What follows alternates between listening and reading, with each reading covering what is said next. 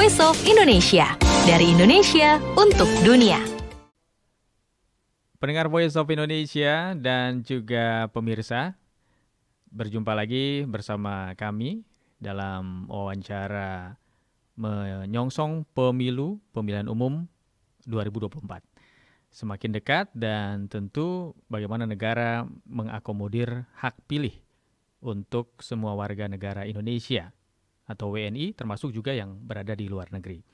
Dan negara tentu saja juga sudah mempersiapkan termasuk menyiapkan penyelenggara di luar negeri melalui pembentukan panitia pemilihan luar negeri atau PPLN. Dan kita akan bersama dengan Ketua PPLN Wellington di Selandia Baru, Bapak Ridwan, yang sudah bersama Voice of Indonesia saat ini. Pak Ridwan, apa kabar? Ya, alhamdulillah baik, Pak Agus. Baik, alhamdulillah. Terima kasih sudah bergabung dengan Voice of Indonesia. Sama-sama, my pleasure. Iya, bagaimana cuaca juga di Wellington saat ini? Cuaca mungkin mirip Jakarta, lagi hujan, Pak. Sedang hujan ya? Hujan angin. Aha. Tapi namanya hujan kan berkah juga, jadi adem aja lah. Oh iya, Terima disyukuri aja ya Pak? Disyukuri aja, betul. Baik, baik. Ini kita menyongsong pemilihan umum atau pemilu 2024 yang sudah di depan mata ya Pak Ridwan. Nah, Betul. bagaimana PPLN sudah menyiapkan dan melakukan bahkan barangkali melaksanakan tahapan-tahapan pemilu hingga saat ini. Ya. Langsung saja mungkin Bapak bisa menceritakan sudah sejauh mana Pak tahapan pemilu di luar negeri khususnya di Selandia Baru. Baik, terima kasih. Pada dasarnya PPLN itu kan kepanjangan dari KPU. Ya. Jadi kita itu mengikuti jadwal KPU. Kalau KPU sendiri tentunya karena itu badan besarnya tentu sudah mulai sejak lama. Sedangkan kami PPLN itu kan badan ad hoc pemilu di luar negeri. Ya. Pada saat ini kami itu baru pada tahap selesai pembentukan, penetapan, dan pelantikan struktur penyelenggara pemilu di luar negeri, Pak. Oh, ya. Jadi PPLN itu sudah dibentuk, ditetapkan, dan dilantik pada proses itu pada akhir Januari sampai dengan minggu pertama bulan Februari. Jadi PPLN, kami PPLN sudah dilantik pada tanggal 2 Februari kemarin. Baik. Itu dilanjutkan dengan pembentukan sekretariat PPLN yang akan membantu PPLN dalam melaksanakan tugasnya selama 1 tahun ke depan. Ya. Nah, kemudian PPLN membentuk, menetapkan dan melantik petugas pemutahiran data pemilih. Petugas pemutahiran data pemilih, baik. Betul. Istilah kerennya Pantarlih. Oh iya. LN. Iya. Pantarlih luar negeri. Yang kalau di dalam negeri sekarang sudah coklit Pak, pencocokan dan penelitian itu ya? Ya, itu kami tuh coklitnya baru mulai mungkin kan tanggal 12 itu dilantik, Pantarlih itu, tanggal 13 kemarin mereka kami training, istilahnya dengan BIMTEK Pantarlih itu kemarin. Yeah. Dan per hari ini Pantarlih luar negeri sudah bekerja, memulai bekerja sampai dengan bulan Maret ya. Jadi masa kerja mereka 2 bulan, Pak. Oh, baik. Iya. Oke. 2 bulan. Tadi saya sudah sampaikan di awal bagaimana negara hadir juga di luar negeri begitu untuk mengakomodir hak pilih warga negara Indonesia. Nah, tentu dengan adanya Pantarlih yang sudah dibentuk, kemudian sudah melaksanakan tugas selama 2 bulan ini, ya jangan sampai ada yang tercecer kan begitu ya Pak ya?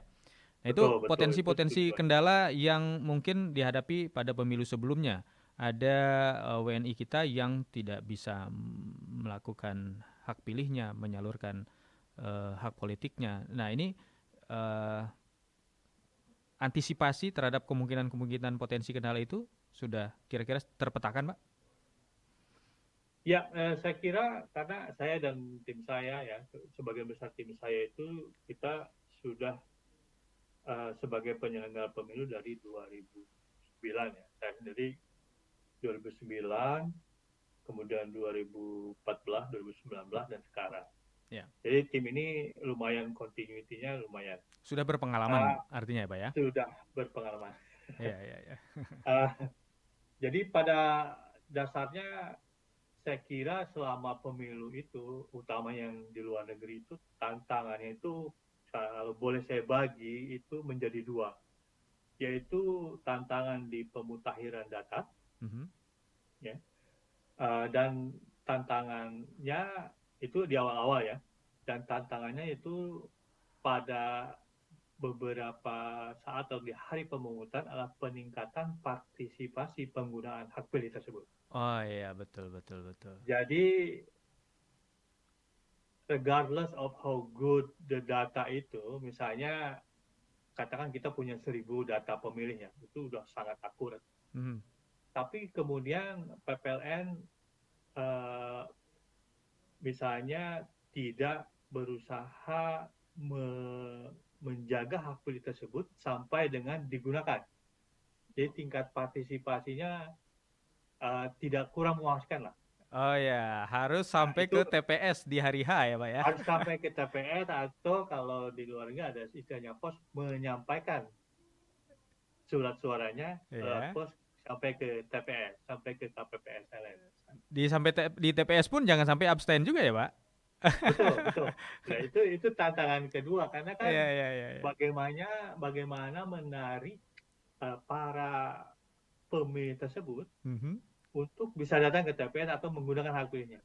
Iya, iya. Sejauh mana tingkat nasionalisme mereka? Betul. Karena ini sebetulnya kan pesta demokrasi ya. Iya. Rasa-rasanya kalau diajak pesta mestinya mau ya. Harusnya mau ya, Pak ya? Harusnya Pesta mau. itu menyenangkan kan begitu ya? Menyenangkan. Pertanyaan kedua adalah bagaimana kami PPLN sebagai pihak yang memfasilitasi pesta tersebut sehingga tingkat keinginan warga negara Indonesia untuk ikut berpesta lebih tinggi dari yang sebelum-sebelumnya. Baik. Itu dua tantangannya. Ya, ya, ya. Memang jumlah pemilih kita di sana itu berapa sih, Pak? Itu terdapat peningkatan ya. Saya kira dari data yang kami miliki ini, dari data DPT luar negeri 2014 itu sekitar 3.900. 3.900 Itu 2014. ya. 2019 naik jadi 4.800. Oh, oke.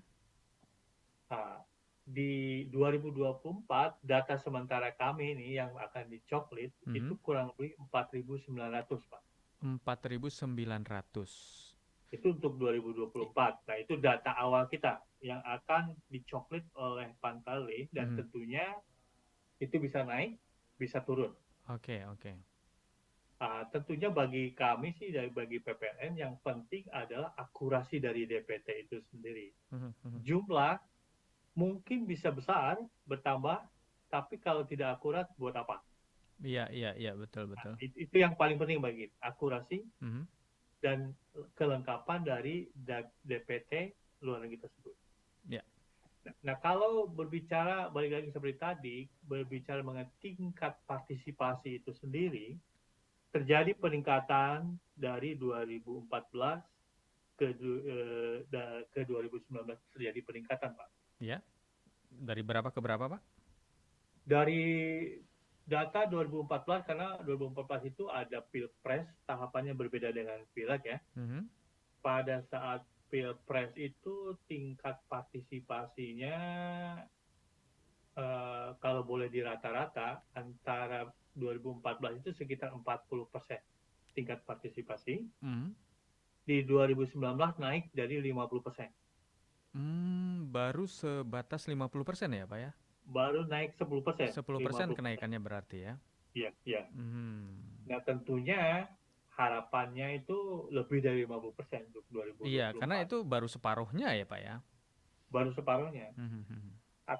tapi kemudian eh, ada mungkin beberapa faktor mengapa itu hanya 50% ya. Oke. Karena ada kemungkinan pada saat di data, ini kan data itu di coklat setahun sebelum ya Pak ya. Ya. Nah, dalam 1 tahun itu mungkin terjadi mutasi. Misalnya orangnya pindah kewarganegaraan, Oh ya. pindah ke luar negeri lain, Mhm. atau kembali ke Indonesia Ya, ya. tanpa memberitahukan PPLN Oh misalnya. ya. Jadi itu yang agak bisa dikatakan sebagai tantangan. Oke. Bagaimana uh, memberikan semacam apa ya namanya? Kalau dibilang edukasi mungkin terlalu kasar ya. Memberikan informasi kepada para pemilih yang sudah terdaftar, Mhm. kalau berpindah tempat domisili, Ya. apakah kembali ke Indonesia atau ke luar negeri lainnya, Mhm. memberitahu ke kami. Ya, ya, ya, ya. Jadi harapannya data pemilih tetapnya bisa kami sesuaikan lah Oke. dengan kondisi yang Berarti itu sebenarnya. tergantung 2 bulan ini ya Pak ya di coklit. Ya, Bagaimana ya di proses 2 bulan itu ini. Ya, bisa tergambar nanti betul. calon Betul. pemilih ini berapa banyak begitu ya. Nah, tapi kan PPLN bersama tim begitu sudah menyepakati ada komitmen yang ingin dicapai tentu saja. Nah, ini bagaimana Pak? Ya, Pak. Pastinya kan Ya, peningkatan tentunya ya. Hmm. peningkatan itu tentunya sudah akan jadi target bersama PPLN Wellington ya, Hmm. Selandia Baru Mhm. utamanya. Uh, itu juga kami dibantu oleh KPU ya, dalam artian Mhm. misalnya nih, 5 tahun yang lalu Pantalik kami itu cuma 3 orang, Hmm. sekarang 2 kali lipat naiknya jadi 6 orang. Oh, oke. Nah itu mudah-mudahan dapat membantu peningkatan akurasi dari daftar pemilih Oke. atau memperluas jangkauan. Memperluas jangkauan. Ya, ya, ya. Dua hal itu ya. Reach out-nya lebih banyak lagi Hmm, hmm, hmm. karena dengan jumlah itu tersebut. Kalau Kedua kalinya, dipresentasikan realistisnya kira-kira dari 50 itu berapa? Kalau dengan pastinya dari tingkat partisipasi Pak ya. dengan ditambahnya tim tadi ada 2 kali lipat kan? Ya, ya. Hmm. Ya sebenarnya kalau mau ngitung 2 kali lipat dari 50%, harapannya 2 kali lipat 100%. 100%. Itu Begitu ya. tujuan idealnya memang 100% Pak. Siap, oke. Tapi saya kira sih ancer-ancernya antara 60-70% tingkat partisipasi kami ya. Ah, itu Itu yang yang kami realistis canangkan ya. lah. Oke, Yang baik. idealnya memang 100%, Aha. tapi 60-70% adalah 60-70% adalah angka yang realistis lah Oke, untuk tapi itu. tidak sekedar hitung-hitungan gampang-gampangan. Pasti PPLN sudah memetakan dengan perhitungan yang matang juga. Nah, Betul. dengan terobosan yang akan dibuat atau sedang dibuat. Ada Iya, iya. kira-kira Pak, terobosannya seperti apa? Terobosannya itu kemarin tadi kan dari jumlah Pantali bertambah, untuk memperluas reach out itu kita Mhm. juga menggunakan sosial media Pak ya. Mhm. Antara lain misalnya Instagram, Twitter, Facebook. Ya. Kami juga menggunakan WhatsApp groups Mhm. dari berbagai organisasi kemasyarakatan yang ada di Selandia Baru. Oh. Jadi di Selandia Baru itu ada grup profesional misalnya, Mhm. WA grup profesional, ada WA grupnya arisan, ibu-ibu, Oh, oke. ada WA grupnya organisasi keagamaan misalnya yang Muslim, Ya, ya. yang Nasrani, ya Nasrani itu ada yang Protestan, ada yang Heeh. Katolik, ada juga walaupun Nasrani tapi berdasarkan gerejanya. Oke, jadi Kalau kita yang masuk ke Muslim, ranah-ranah itu ya, Pak ya? iya betul betul. Oh, baik. Karena ada yang namanya fungsi Pensosbud di KBRI Ah. yang memiliki channel ke ormas-ormas tersebut. Oh, baik. Jadi kami kan berkoordinasi dengan KBRI, bekerja sama menggunakan sehingga kami PPLN bisa menggunakan channel-channel tersebut. Oke, nah itu kan Pak, itu kan komunitas atau ormas WNI begitu. Apakah ada Ya, juga misalnya bekerja sama dengan otoritas setempat? yang otoritas itu maksud dengan Pemda atau Ya mungkin perlu melibatkan dengan pemerintah di Wellington Mm-mm. untuk katakanlah lebih apa ya, melakukan akselerasi bisa menjangkau WNI begitu, karena mungkin mereka juga beraktivitas atau bekerja lebih dekat dengan pemerintah setempat seperti itu misalnya. Ya, ya. Mm. Kalau jangkauan ke pemerintah setempat untuk sebagai suatu bahan pertimbangan mungkin bisa kita pertimbangkan, Pak. Mm. Tapi sejauh ini memang tidak ada uh, atau belum ada lah jalan untuk uh, berhubungan dengan Pemda-Pemda setempat misalnya. Mm. Karena Pemda-Pemda setempat itu pun itu sebetulnya berhubungan dengan ormas-ormas Indonesia itu sendiri. Ya, Misalnya di Wellington nih ada yang namanya Kamasi Wellington. oke. Itu connect-nya ke Pemda Wellington. Ada Mm. di Pemda Wellington itu ada semacam bisnis unit yang uh, membawahi etnis-etnis. Oh, oke. Jadi mereka difasilitasi atau diakomodir begitu ya, Pak ya? Ya, ya. Oh, Jadi Jadi kalau misalnya KBRI punya database mengenai ormas-ormas kemasyarakatan, Hmm. sudah barang tentu ormas tersebut juga memiliki hubungan kerjasama dengan Pemda-Pemda setempat. Baik. Ya, oke. Nah, ini terakhir nih Pak. Siap, Ya siap. sebelum closing statement sih, ada satu lagi bagaimana sebaran klasifikasi. Kan ada profesional, WNI di sana itu ada mahasiswa, ada pelajar, terus mungkin pekerja migran dan lain-lain. Itu bagaimana Pak klasifikasi dan persentasenya, sebarannya? Kalau data pemilu tidak sampai ke detail itu, Hmm. unfortunately Pak, sayangnya kami tidak sampai Hmm. ke profesi. Oh. Uh, itu mungkin kalau data peduli WNI KBRI sampai ke sana. Hmm. Hmm. Cuma untuk kepentingan pemilu, pekerjaan itu tidak di bukan merupakan suatu informasi yang kita kumpulkan, Pak. Oke, yang penting berpaspor Indonesia. Berpaspor Indonesia Hmm. atau memiliki KTP elektronik Oh, seperti itu. atau KTP, ya. Baik, Tentunya baik. ada semacam tantangan itu yang daerah abu-abu selalu senantiasa selalu ada gitu ya. Hmm. Hmm. Misalnya WNI yang paspornya hilang Oh misalnya. ya, oke. Ya, pada saat saya masih WNI, paspor saya hilang. Nah, itu mungkin yang abu-abu itu ya kami koordinasikan dengan KBRI bagaimana solusinya. Apakah misalnya KBRI bisa memberikan bantuan kepada WNI tersebut Hmm. untuk bagaimana dokumentasinya bisa terselesaikan. Hmm. Tapi kalau menurut mekanisme KPU seperti apa, Pak? Kalau KPU itu sepanjang orang tersebut bisa membuktikan dia WNI Hmm. dalam artian memiliki paspor yang masih berlaku atau KTP itu kita catat sebagai WNI. Baik, baik. Sedangkan PPLN itu sendiri tidak punya kewenangan untuk menyatakan oh Anda sudah bukan WNI atau bukan. Itu ranahnya KBRI. Baik. Ya. Oke, terakhir statement terakhir penutup dari Pak Ridwan. Silakan, Pak. Ya. Pada dasarnya PPLN adalah pembantu KPU. Ya. Intinya PPLN melayani WNI di luar negeri Hmm. untuk bisa menggunakan hak pilihnya secara jujur, bebas, dan rahasia. Baik. Seperti itu ya, Pak ya. Ya, Baik. ya. Mudah-mudahan segala sesuatunya tahapan-tahapan pemilu 2024 di Selandia Baru, oleh PPLN Wellington berjalan dengan lancar ya. Dan sukses ya Pak ya. Terima kasih.